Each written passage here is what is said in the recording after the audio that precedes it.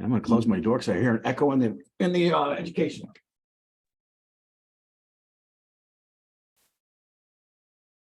You like the background, Chris? I love it. It's the 4 Ps. That was pretty cool, Tony. You just walked into an iceberg. Yeah, it's pretty cool, huh? All right. You got 28 here. Let's get this rolling. I'm going to get Chris on a spotlight and myself.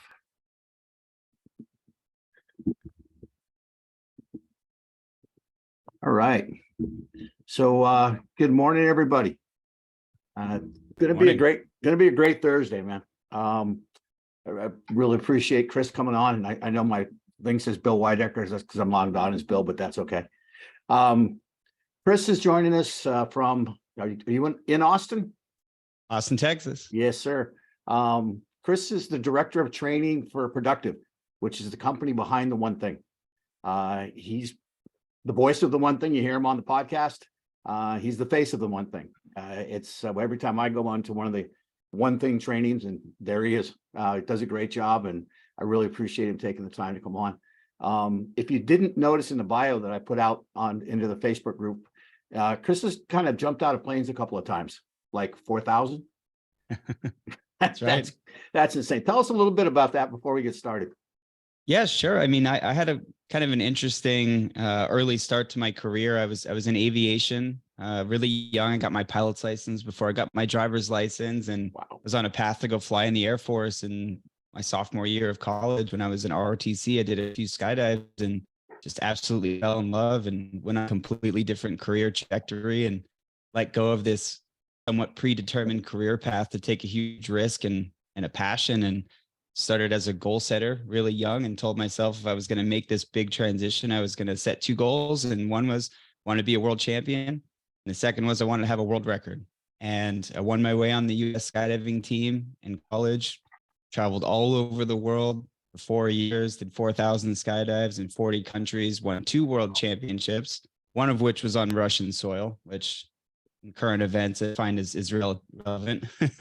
And was lucky enough to have the right skill set, right time, right place for an emerging new business and industry that was indoor skydiving, and was really lucky to join into that industry really young and build a business for 11 years called iFly Indoor Skydiving, and was really successful with growing that organization all over the world, and got to find my passion in people development and training. I ran all of the training for that organization. When we sold it in 2017, I went off to do some consulting, exited the business, intersected with The One Thing, absolutely loved the book, was passionate about those principles and concepts. I'd found success in those myself, young and throughout my life. And I'm really lucky because I get to follow my passion and teach these principles and concepts every day. And as Tony mentioned, I'm the director of training at The One Thing. So lead all of our trainers and coaches in implementing all of our training, and also host the One Thing podcast, which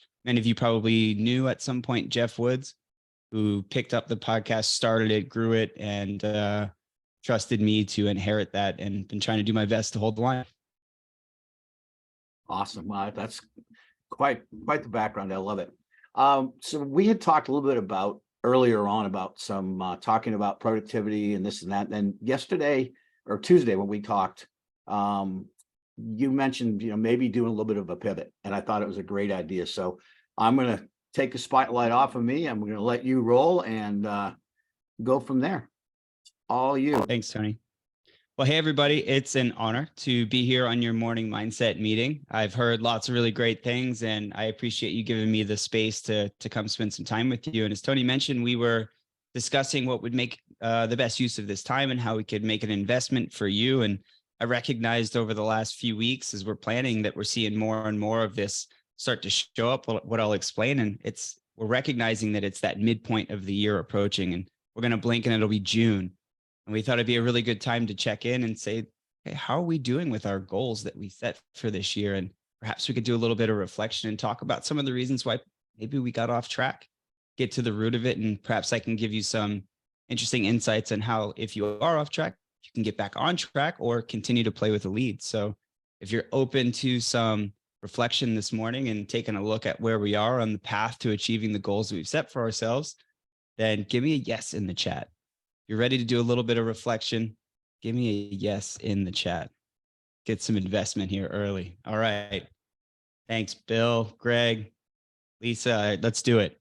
So what I'd like you to do, if you have a pen handy, it's helpful to write things down. And if you have whatever you use to set your goals or however you track them, if you use a 411, good for you. A+. If not, whatever you use, that's great. Get those handy so you can reference them. I'd like you to just take a moment and look back on the goals that you set for yourself for this year, personally and professionally. Look at your top goals, reference them, think about them, and then go one by one and ask yourself, am I on track or am I off track to hit my goal for the year? Just take a moment and go one by one.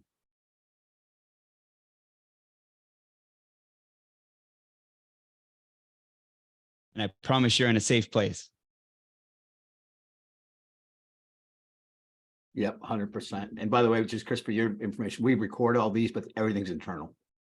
Perfect. So no none of these get posted out onto social media. I mean, people will comment and stuff, but that's That's all okay. We have a what we call KW Metro U, where we house all of our recordings for training, for all this stuff. So it's a really great platform that people can go back and review and watch these and from the past as well. So it's very good. Oh, that's excellent. What a great resource. And Tony, we hired a new social media manager that plasters everything I say all over social media. So I've trained myself to not say anything. I'm not ready to have millions of people here. Good idea. All right. So if you've got your goals, you've had a moment to look through them. I just want to orient ourselves on where you are. If you're on track for your goals, give me an on track. That's awesome in the chat. If you're off track with even just one of your goals, put off track in the chat for me. Nice work.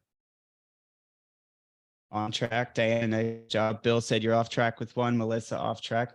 Look, it's okay and inevitable to be off track with some of your goals. It's going to happen. And what we need to recognize is that we want to catch it as early as we can and then figure out the reasons why perhaps we're off track and what can we do to make the change to get back on track or start to make progress towards our goals. And as I mentioned, it's really important to try to identify the root.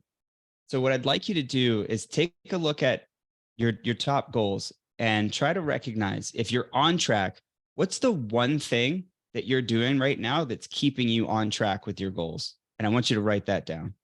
What's the one thing? Identify. What's the one single most important thing that you're doing that's keeping you on track with your goals? If you're off track, like what Kim said, could be more focused on lead gen. What's the one thing you could do to get back on track for that goal?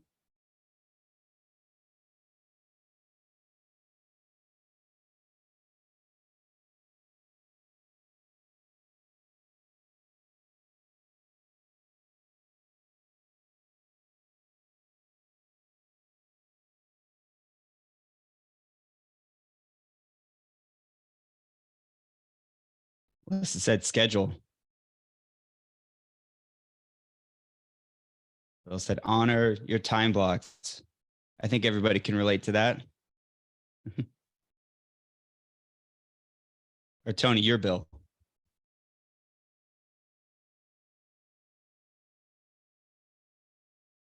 Not anymore. Just changed it. There you go.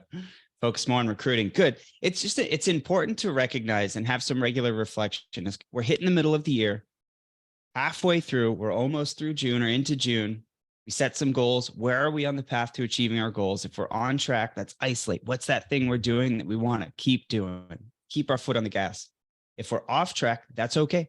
Let's figure out why. What's the single most important thing that we could do to get back on track? And once you isolate that thing, try to be as specific as you can.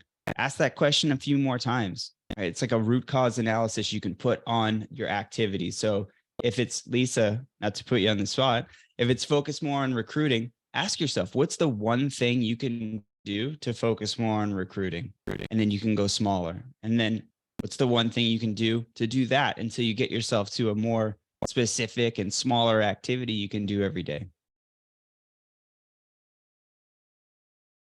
All right. Well, hopefully it was helpful to orient ourselves on the goals that we've set. Also, what might be causing us to be on track or off track, and just get our brains wrapped around what that is. So what I'd like to do next is I want to share with you some reasons that we generally could end up off track with our goals in the first place, and talk a little bit about what we can do about it.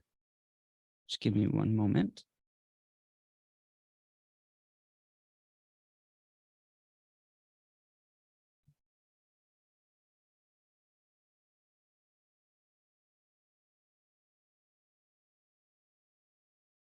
Oh, Tony, can you enable screen share for me, please?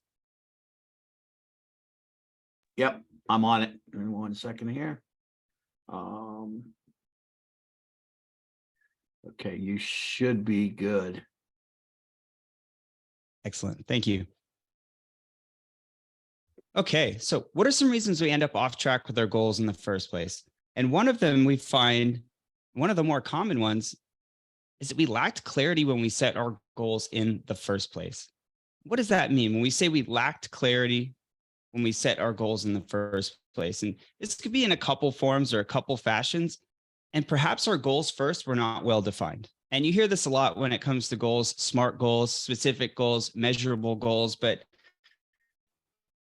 we see this oftentimes with our personal goals more than we do with our professional. But one of the root causes of why you may have not had the correct level of clarity from the start is you just weren't specific enough about what success looked like from the beginning. You weren't clear about that destination that you wanted to arrive to. We see a lot of vague, big, and broad goals when it comes to annual goals. So double check that your goals are as specific as they possibly can be. Because if your goals are like a destination, then you want to know exactly where you'd like to arrive to by the end of the year. So double check that your goals are as specific as they possibly can.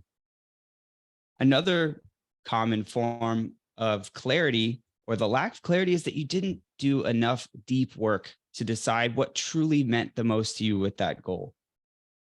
You didn't think deeply about what does success look someday into the future, and work your way back to, based on that, where's this place I'd like to arrive to in 1 year?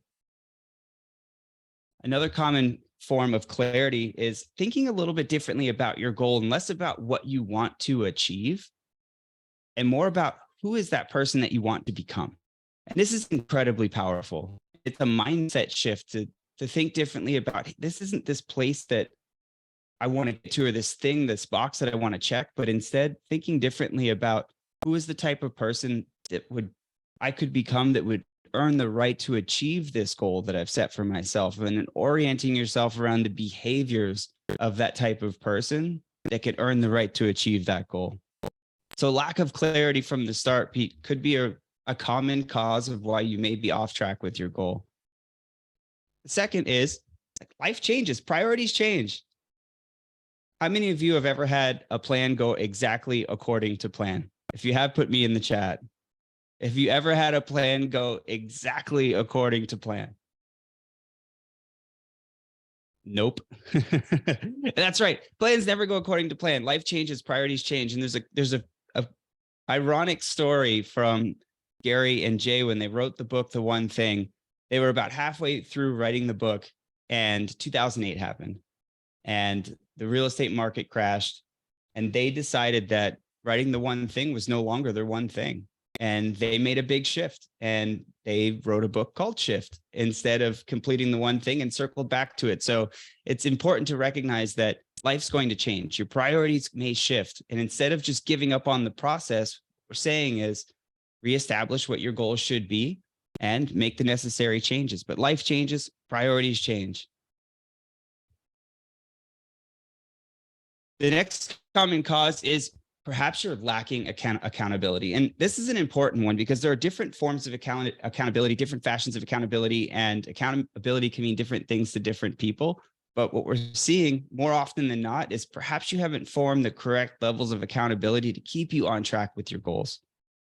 And when we talk about accountability, it can be this big, hairy, audacious, Zeus-like figure that's bowing down upon you, that's trying to boss you into completing these tasks. But really, accountability can be more of a friend, a coworker, can be a group, that you engage in. So are you accessing the correct levels of accountability to keep you on track with your goals?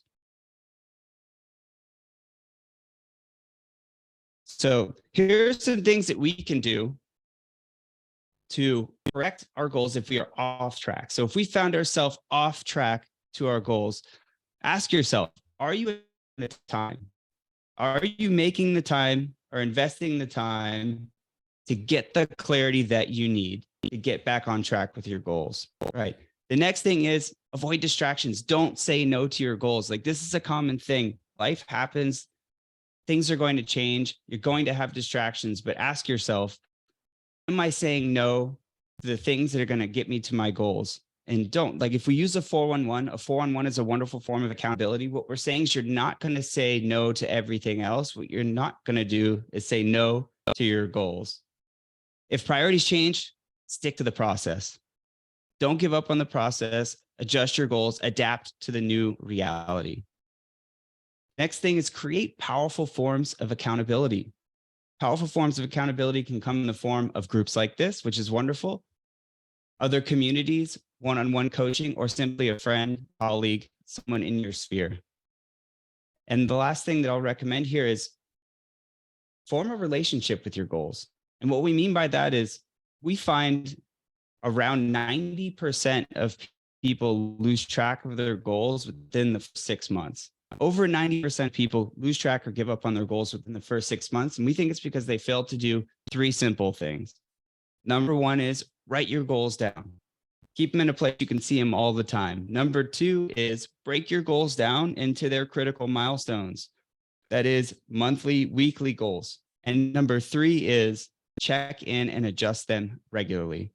If you can do those 3 things, you are 76% more likely to achieve the goals that you set for yourself. That's it. Write them down, break them down, and check in weekly. You can do those 3 things. We call that forming a relationship with your goals. You can turn that 10% of people who stay on track to achieving their goals to greater than 76%. Those 3 simple steps. Now, in the book, The One Thing, Gary and Jay, they talk about this concept of the 3 commitments. And the 3 commitments, I think, are a really important thing to orient ourselves around when we're talking about staying on path to achieving our goals over time. And the first is what we call path of mastery. And it's important to recognize that mastery is a journey. It is not a destination. Mastery is a set of behaviors and a mindset that will keep you on track over time. It's not some place that you arrive at. The next is a concept we call moving from E to P. And this we find is so common, the entrepreneurial approach versus the purposeful approach. And the entrepreneurial approach says, we're just trying to continue to do the same things over time, that if we continue to apply the same models, concepts, the same belief system, that we can break through this natural ceiling of achievement.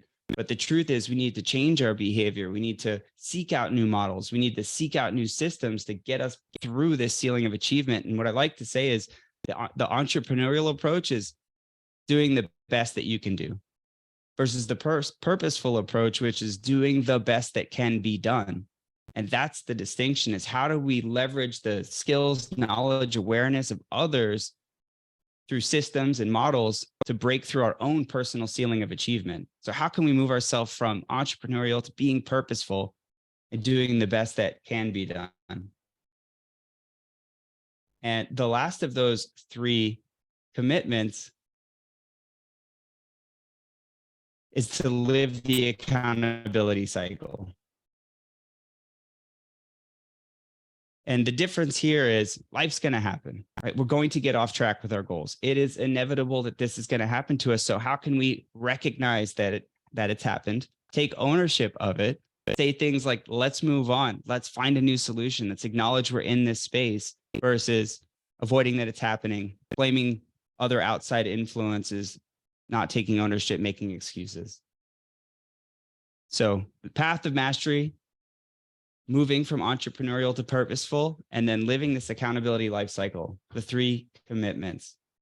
Now, the last of the root causes that I wanted to share with you guys on why we typically see people get off track from their goals at The One Thing is limiting beliefs.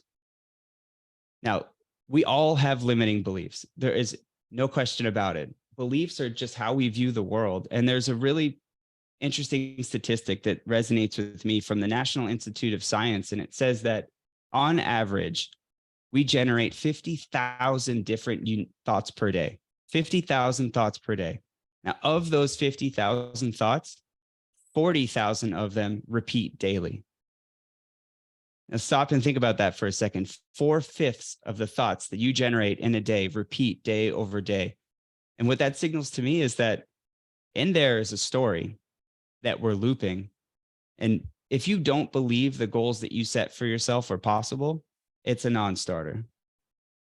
And so I challenge you to think about, like, are you creating some story that might be limiting you from breaking through and making the changes you need to get ahead or back on track with the goals that you set for yourself? There's no question that we have limiting beliefs. They are there. The question is whether or not we can recognize them, find them, leverage accountability partners to help us see them, do what we can to bring awareness to what those limiting beliefs could be. And I want to share a story with you. As you guys heard at the beginning of this discussion, this presentation, I've done some skydiving, and for a period of about 4 years, I was traveling all over the world to do different skydiving events, 40 different countries. And if you know much about skydiving, and we call it a rig. On these flights, I just wanted to have it with me all the time. I would bring it with me on the airplane, and I would carry it onto the airplane. And when you get into sports skydiving, the parachutes are relatively small. They have leg straps, so most people don't pick up on what it is. But every once in a while, someone would recognize that I was carrying a parachute onto a commercial airplane, and they would have some questions. they would ask, "Is that a parachute?" And it would enter us into a very interesting conversation that would end friendly, and it would be funny. I would explain to them that there's nothing to worry about. You don't need to sit near me or not near me. I'm not getting out of this airplane. It's not possible. And eventually or inevitably, somebody would say, and I'm sure you've heard this or said this yourself, I would never jump out of a perfectly good airplane. How could you ever jump out of a perfectly good airplane? And I would joke and I would say that, well, have you ever seen a skydiving airplane? There's nothing perfectly good about them. Like you're better getting out of these things. And it was funny and we'd laugh. But over time, as I told this story more and more, I started to recognize that this was a limiting belief. This was something that people just didn't understand or didn't know about. And I started to reflect on myself and wonder, like, what could I be telling myself all the time that I'm just not aware of what the truth is on the other side? Like, what limiting beliefs do I have about the world or my own success? And it became this thing that really stuck with me over the years. And I want to leave you with that, which is, what could be your perfectly good airplane? Tony, thanks so much for having me on this morning. I hope that was helpful and you guys had a moment to reflect and recognize some ways that you can get back on track with your goals. And I appreciate you letting me be here. No, I love it. We do have a couple minutes if you want to hang in for a couple. I didn't know if anybody had some questions, comments. One thing I wanted to jump on was you talked about it earlier, and this is one of the biggest things that I've gotten out of my time with the one thing is when Gary talks about being in relationship with your goals. That to me was such a novel concept when I first heard it, because I'm like, well, what are you talking about? Can you just elaborate a little more on that and how you guys use that in your training? Yeah, absolutely. Yeah, it's a little catchy. And so you gotta get behind it. Like, what do you mean a relationship with your goals? Well, think about like what a relationship means to you. Like, what are the characteristics of a successful relationship? It could be a friendship, it could be a romantic relationship. And what you'll typically find at the top of the list of all of the characteristics of a successful relationship, somewhere in number 1 or number 2 is communication, and really strong communication. And so what we're saying is, if you think about your goals like a relationship, how do you communicate at a high level with your goals? How do you check in regularly? How do you reflect regularly? How do you have this ongoing relationship? It's like dating. If you go on a first date with someone and you don't talk to them for 6 months, more than likely you're not going to form a strong and cohesive relationship, versus if you text them every day, check in, you're calling, you're starting to understand what's important to them and how you guys work together. And And so it really comes from that. Like a strong relationship requires you to communicate regularly and the characteristics of that. So if you think of your goals like another person and how you would communicate with them and build a strong relationship. I love that. Excellent. Who else has got a question for Chris? We got about 3 minutes. You don't get an opportunity to have somebody like him on every day, so please don't be shy. There's 40 plus, almost 50 of you on the call. So I'd love to hear somebody's got some questions. Please.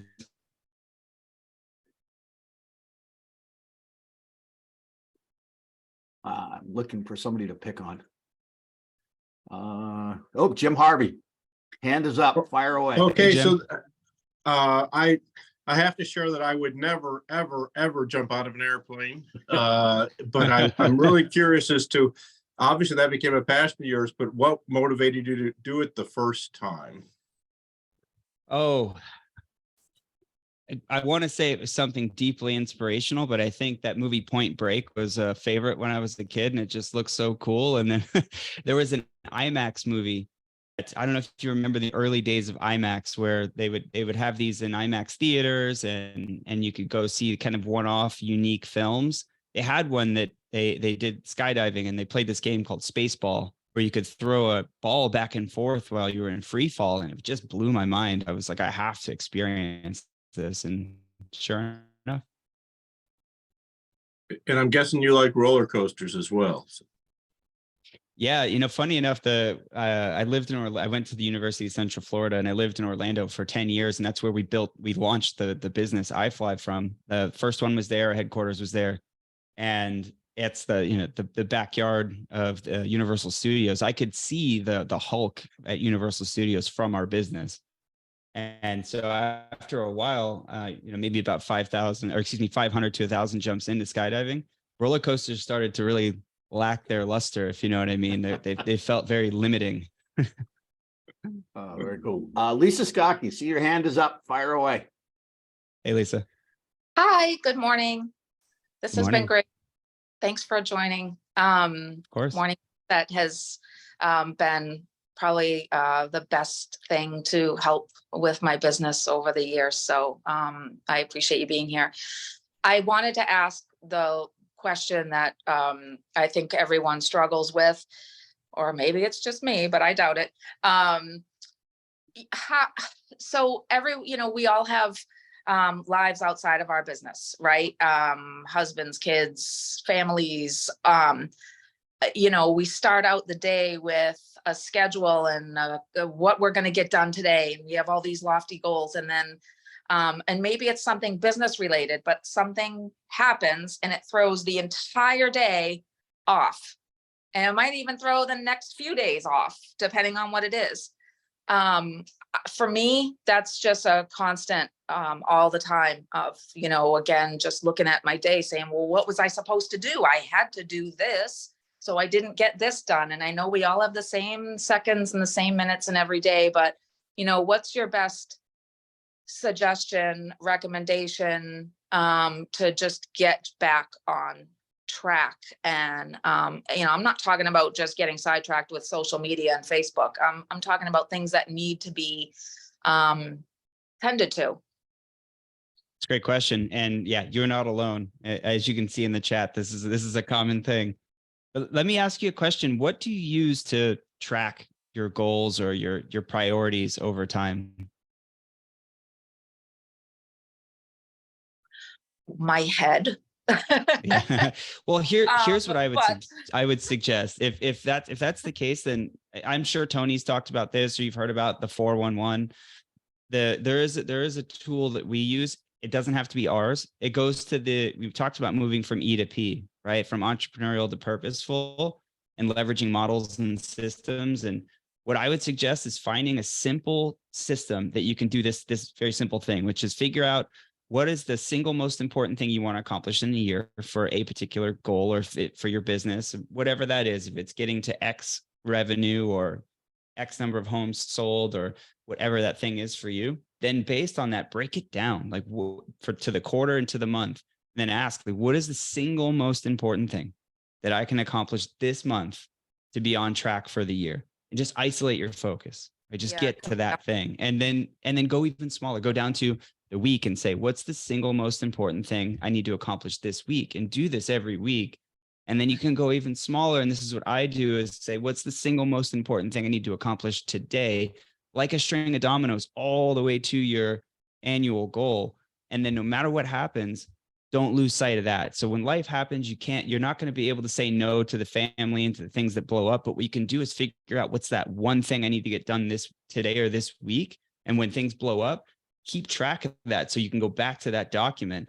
For us, it's the 411, and say, okay, that's that one thing I know that I can't lose sight of. So I can say no to something else, but not that. Okay. And maybe you have to punt it to the next day. That's okay. But at least you don't lose track of it. And that would be my biggest suggestion, is because you can't say yes to everything. It's just not possible. So just figure out that one thing each day or each week that you're not going to say no to. And hopefully that can keep you on track. No, that's helpful. I have 2 teammates, and we're meeting with Tony soon, very soon, and we're excited about that. So Great. that will be huge. Thank you so much. All right, You're guys. welcome. I We- hope that helps. Yeah, we are at 9:02, so I don't mind running over when we have somebody like Chris on. This is fantastic. So I appreciate your time, everybody. Thank you so much for coming on. And next time in Austin, Chris, we'll go out and grab dinner. Thanks, Tony. Nice to meet everybody. Thank you for having me. Thanks, guys. Appreciate it.